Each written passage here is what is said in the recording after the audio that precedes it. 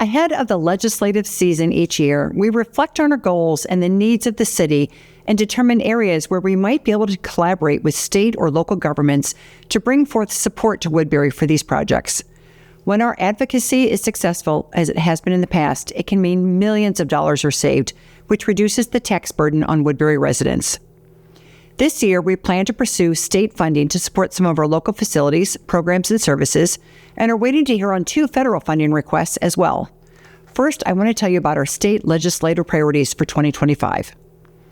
As part of ongoing efforts to treat PFAS in the community's drinking water, construction is underway on a long-term water treatment plant to be completed in 2028. This will replace the temporary treatment solutions we currently have in place. We're pursuing an exemption from Minnesota sales tax for materials and construction for the Woodbury water treatment plant, associated pipeline projects, and water tower associated with the project that are not covered by the settlement agreement. The elimination of this tax will reduce the overall project costs for Woodbury residents.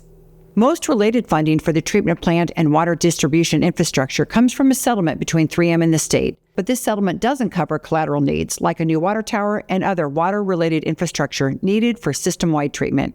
We are requesting a $2 million state bonding allocation for the Law Lake Park Restoration and Development Project. Law Lake, a 77-acre park in the southwest part of the community, is uniquely positioned with regional benefits due to its proximity to other cities in the area.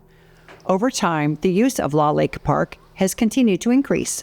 However, despite its use, the site lacks several critical features such as drinking water, restrooms, and enhanced trail access with both paved and natural surface trails. This project aims to develop a vision for the park with priorities to boost the area's ecological health, park facility needs, trails, large open-air shelter, mobility, and connectivity. The requested funding will cover half of the estimated project cost of $4 million. We're also committed to developing diverse housing options for people of all ages, incomes, and family status, including affordable options. One of the results of this decades-long commitment to housing diversity is that the city has maintained an approximate 50-50 split between single-family detached housing units and detached housing units. From 2018 to 2022, Woodbury ranked 6th in affordable housing construction in the Twin Cities, according to the Metropolitan Council. During this legislative session, we will be supporting policies and legislation that increases state financing for affordable housing, advocates for state law modifications that ensure the delivery of housing affordability, preserves comprehensive planning, and supports community input on planning decisions. This city also has 2 congressionally directed spending requests at the federal level. With the support of our federal delegation, the city has 2 projects in the budget bill that are still being considered.